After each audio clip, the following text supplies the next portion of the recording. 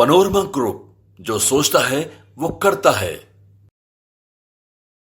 नमस्कार, भारत लाइव देख रहे हैं आप। एनडीए गठबंधन में चिराग पासवान को तो मना लिया गया, लेकिन पशुपति पारस को एक के बाद एक नए झटके लग रहे हैं।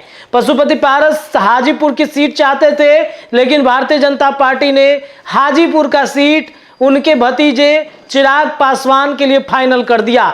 इतना ही नहीं, बीजेपी की तरफ से ऑफर दे दिया गया कि आप अपनी पार्टी को बीजेपी में विलय कर लीजिए। पहले तो ऑफर एलजेपी आर यानी चिराग पासवान की पार्टी में विलय कराने की बात कही गई, उसके बाद बीजेपी में विलय कराने की बात कही गई, नहीं तो फिर तीसरा ऑफर दिया गया कि आप कहीं के राज्यपाल बन जाइए। यानी कि बीजेपी किसी भी कीमत पर पशुपति पारस को एक भी सीट देने के लिए तैयार नहीं है। तो बड़ा झटका एक बार फिर से पशुपति पारस को लग गया है। उनके सांसदों में भगदड़ मचती हुई दिख रही है। उनके एक और सांसद खगड़िया से महबूब अली कैसर ने बड़ा ऐलान कर दिया है कि वो अब चिराग पासवान की पार्टी से चुनाव लड़ेंगे। देखिए, आज पशुपति पारस का संसदीय बोर्ड की जो बैठक थी वो दिल्ली में होनी थी, लेकिन महबूब अली कैसर इस बैठक में नहीं पहुंचे, जिसके बाद से कयास लगाए जाने लगे कि महबूब अली कैसर अब पशुपति पारस का गुट छोड़ने वाले हैं। दिल्ली में उन्होंने एक बड़ा बयान दिया है।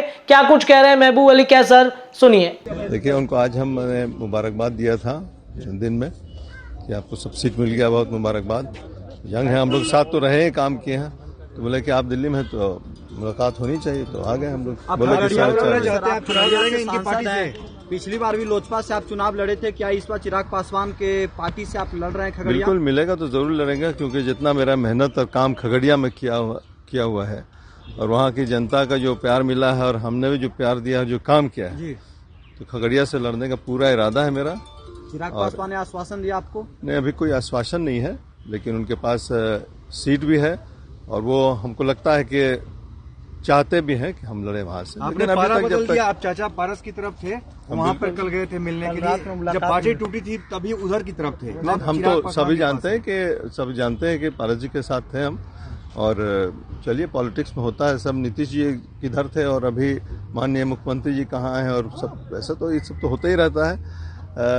लेकिन मेरा इतना ही कहना है कि खगड़िया के लिए जो हमने अपना खून पसीना किया है, वहाँ की जनता का जो प्यार स्नेह 2 बार मिला है, हमको पूरी उम्मीद है कि इस बार भी चिराग पासवान के हाथ को मजबूत आप कर रहे हैं। बिल्कुल करेंगे पूरे एनडीए का। हम तो हमेशा आज के आप तो 10 साल से बोल रहे हैं कि एनडीए में रह करके एनडीए के हर प्रोग्राम को हम मजबूती देते हैं, हर प्रोग्राम में जाके उद्घाटन करते हैं, वहाँ आदरणीय प्रधानमंत्री जी का नाम लेते हैं। किसी को पता भी नहीं है कि बहुत एमपी को पता भी नहीं कि आईसीटी लैब में जाके उद्घाटन करके उसको किस गवर्नमेंट का है वो स्कीम, किसी को पता ही नहीं है। हम तो कम से कम 80-90 जगह पर जाकर उद्घाटन किया और वहाँ पर जाकर के बताए कि ये सेंटर का स्कीम है आदरणीय प्रधानमंत्री। इसी तरह से तमाम चिराग पासवान का फ्यूचर कैसा देखते हैं, राजनीतिक फ्यूचर? देखिए, जिस तरह से उन्होंने मेहनत किया 2-2.5 साल, उसका फ्यूचर विरासत में उनको मिला ही है, उनके खून में है। देखने में अच्छे, बोलने में अच्छे, तो उनका तो हम हमेशा बोलते हैं। कोई आज उनसे मिलने आया तब नहीं, हम तो आप मेरा 2 महीना 4 महीना 6 महीना पहले का इंटरव्यू देख लीजिए।